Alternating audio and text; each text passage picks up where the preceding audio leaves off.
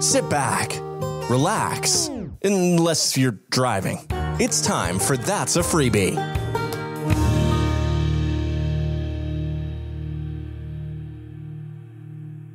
Going to start a little bit differently this week. I am not going to open up with an Ask a Freebie question. The main reason for this is because I am absolutely pushed for time. There is currently a big plumbing situation going on in the house to the point where my kitchen has been ripped up and flooded. So I'm just pushed for time, to be honest. I've got a plumber due any minute, really. Well, probably not any minute. He said he'll be about an hour, so I've not got long to record, and then I don't know if I'm going to get time after that, so I'm just going to get what I can out. I was actually considering just not doing an episode this week, but I want to, so here it goes. If I was going to say, if you're only hearing this on the That's a Freebie Plus feed, then I didn't even get time to edit it. However, you would not know that. No one would know that. So that is just a thing that I would know. So anyway, I'm going to make a start. So I had planned several changes for this week, and I'm still going to go through them because why not, right? It actually is probably easier than having to come up with regular content because, of the constraints I've got. So what I've noticed during recording over the last several weeks is that sometimes the flow of the show doesn't feel right. And I'm more talking about for me than for you guys. When it's all edited together, it's probably fine. But I do have a bit of difficulty jumping from segment to segment. It's not necessarily that, there's no segues into the different topics and things like that. But what I find is, like, for example, the first couple of segments. So I have my week section and then I have the buzz off section. And I find there's a lot of interchange between the two. So sometimes I find myself holding things back because I want to put it into buzz off. Or I find myself with several topics that I want to put into buzz off. So I save it for the week after. And by the time that week after comes, I've forgotten the full story. A great example, actually, is the lady outside of Asda the other week who was trying to get us to sign up to Money Supermarket. By the time it came to telling that story, I'd actually forgotten the full story, and it was really annoying because it was a decent story. If I'd have just told it on the week that it actually happened, I probably wouldn't have forgotten exactly what the details were. So I'm going to actually just start rolling them into one section. And here's what I've done, basically. I've split the podcast up into 3, I'm calling them acts. I'm not going to call them acts on the chapter markers or anything like that. It's just for me. So I've got Act 1, Act 2, and Act 3, and I've got a prologue and an epilogue. So my prologue is going to be Ask a Freebie. Act 1, I've currently just got tagged here. I obviously, this was a placeholder, but I've got, hey! That's just going to be my section where I talk about my week, basically, or things in and around my life, because it's not always my week, is it? It's stories from the past. So that's just the general chit chat section. So that's going to include the buzz off topics. That's going to include stories from the past, the stuff that's happened to me that week, all that kind of stuff. And then we'll move on to Act 2, which is Pod Tales. And I've actually been considering, I'm not sure, so let me know what you think about this. Feel free to write in and let me know. That'safreebie.com, and you can click on the general purpose feedback form there. But I've been considering moving Pod Tales to the front and opening with the Pod Tales topic. Not sure yet. It's something that's been running around my mind. I was actually going to try it this week, but I gave up on it given the restraints. So once Pod Tales is over, I'm going to then move into Act 3, which will be the pick of the week and the finale. And anything else I feel like should just fit into the end of the episode rather than the beginning of it. So that could include anything there. There's not really like plans for it or anything like that where I'm going to change anything up there. It's just that I'm going to combine them all into one thing. So I've got a sound that will separate the 3 different acts and the prologue and the epilogue. Well, the epilogue will be That's a Freebie Plus, and that'll be separated by the regular sound that I have at the end of the episode. But what I'm going to do is in between each story as well, I've got a shorter sound that I'm going to play, and it just makes it a little easier for For number one, for recording, because I don't have to worry, because what I currently do is when I record, I play the sounds as I'm recording and put them into the recording. The problem is then when I make edits to the voice afterwards, so when I make edits to my voice and the levels and things like that, it affects the sounds. So then I have to cut the sounds out and put a fresh copy of the sound in and all that kind of stuff. So it should actually just make the production of this of the show a little bit easier.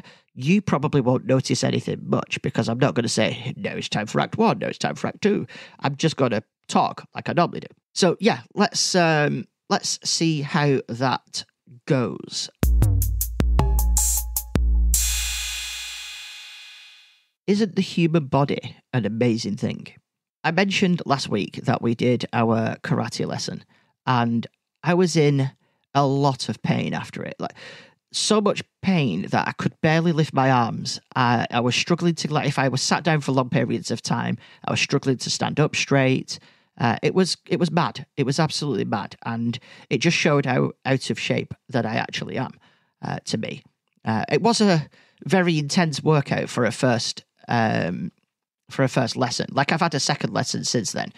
Both me and the boy went on Monday of this week, and it was nowhere near intense as that first lesson. We did a lot more actual karate rather than exercise.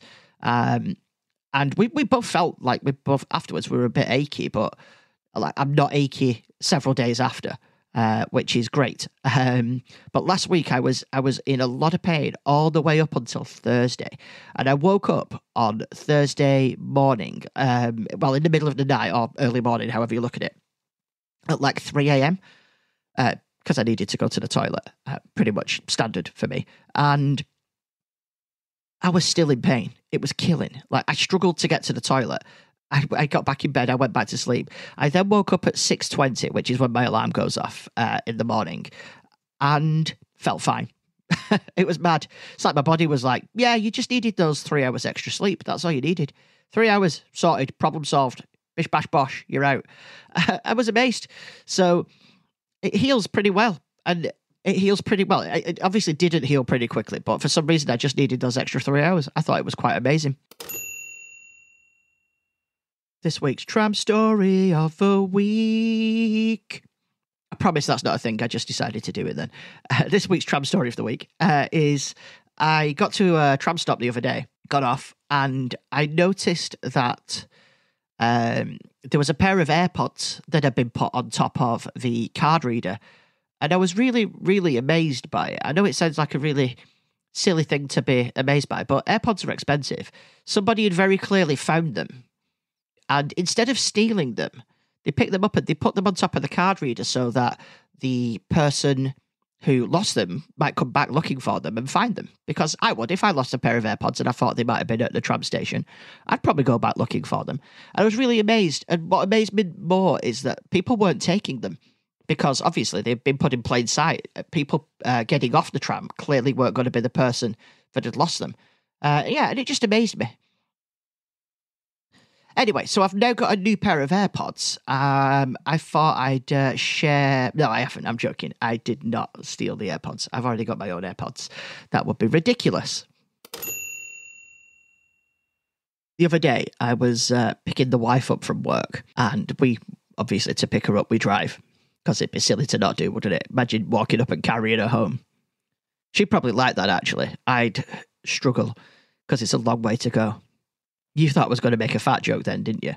Yeah, well, that's not fair. I would never do that. For a start, she ain't fat. I'm the fat one in this family.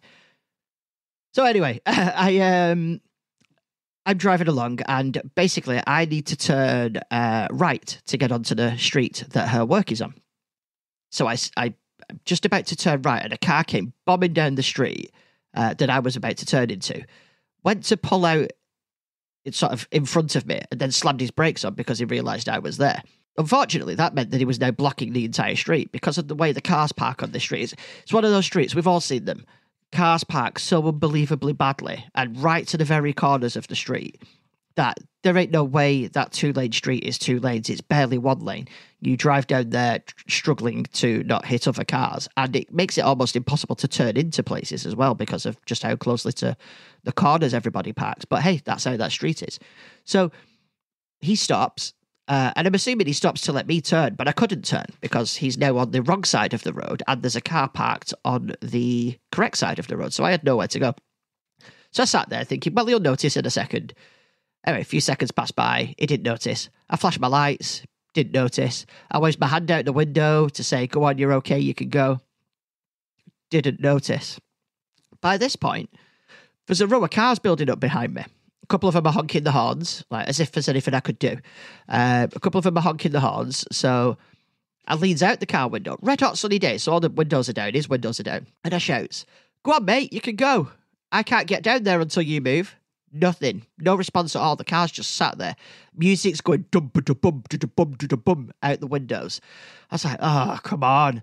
So I did the only thing I could do. I got out of my car, walked over to his car, looked through the window, and he's not there, right? Now, there was a person in this car when he pulled up. I saw his head. I was like, where did he go? So I got a little bit closer because I was still across the road at this point. I got a bit closer. He's only sat in the car doing lines off the top of a CD case. I went, oi, move. And he did. He panicked. He threw his CD case, put his foot down and shot off down the road, going all over the place. I walked back to my car and I shouts out to the row of cars behind me, he's doing lines. Got in the car and drove off. I drove around the corner into the wife's work. The kids are like, what does doing lines mean, Dad? I was like, oh, no. I said, I'll tell you when you're older. He was just doing something that was a bit naughty, that's all. And he's gone now. Let's forget about him.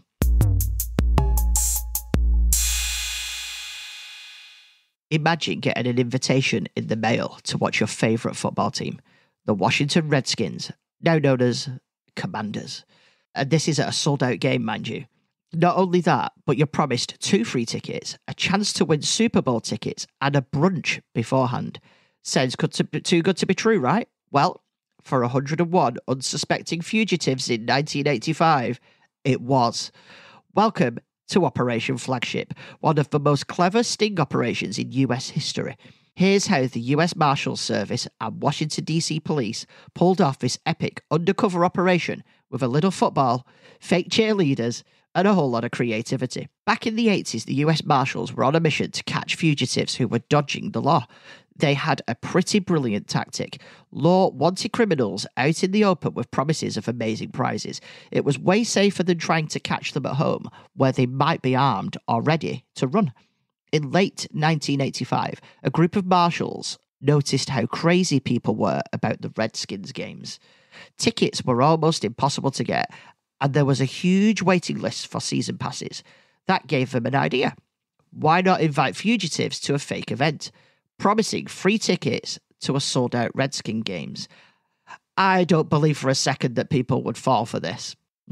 Let's find out. So, here's how the plan unfolded. The Marshals sent about 3,000 invitations to the last known addresses of various wanted criminals.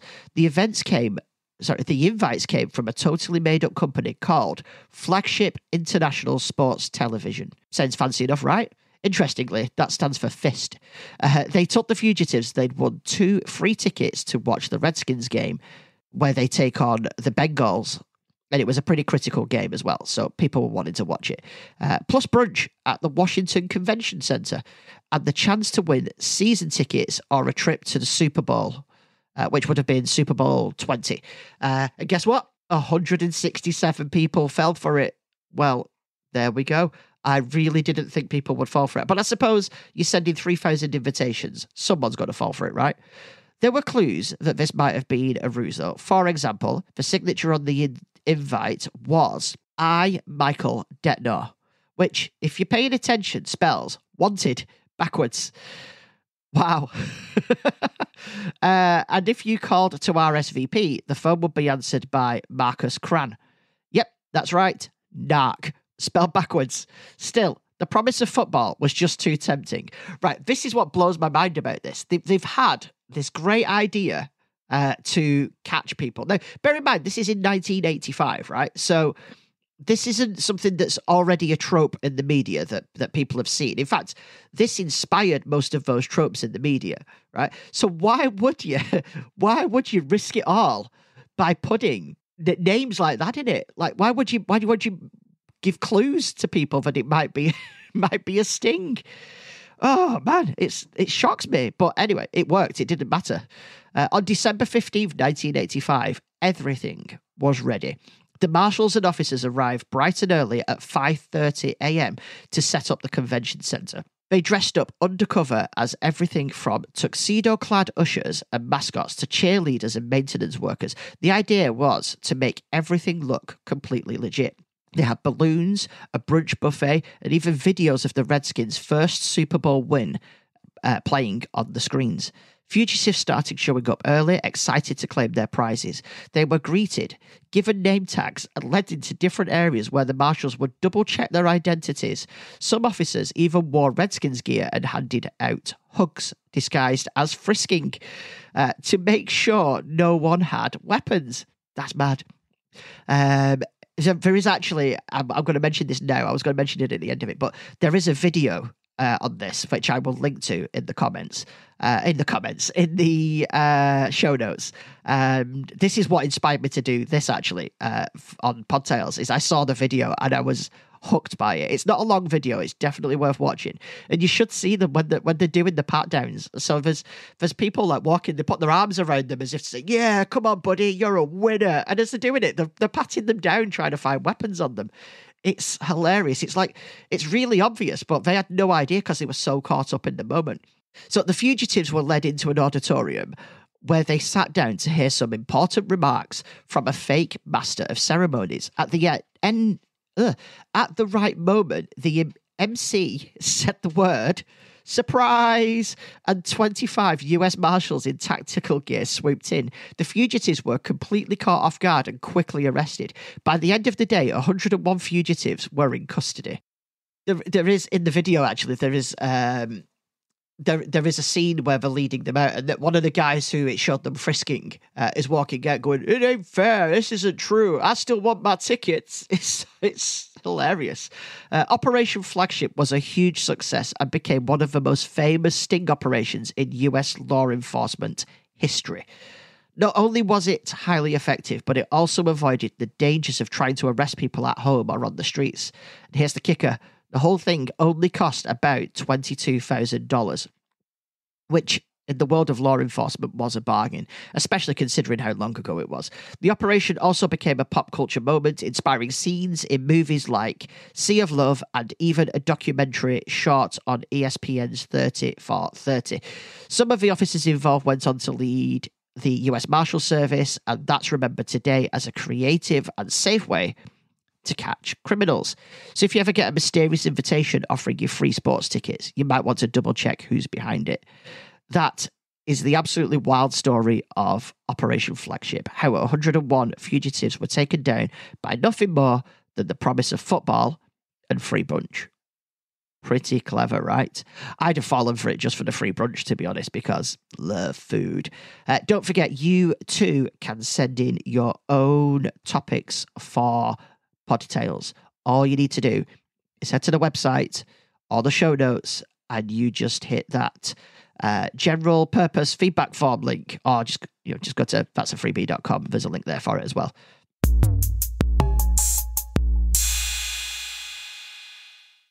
If you want even more That's a Freebie, then you should join That's a Freebie Plus. Just head to the show notes or that'safreebie.com and click the link. There you can join for just £4 a month. Your membership gets you the plus feed of the show, which is sent out immediately after it's recorded, which includes almost zero edits, other than long gaps, so you can hear me plan the show and hear all of my mistakes. This feed includes the exclusive That's a Freebie Plus segment at the end of the show. And if you can't do that, or you don't want to, that's okay. You can still help by sharing the show far and wide and leaving a review in your favourite podcast client of choice.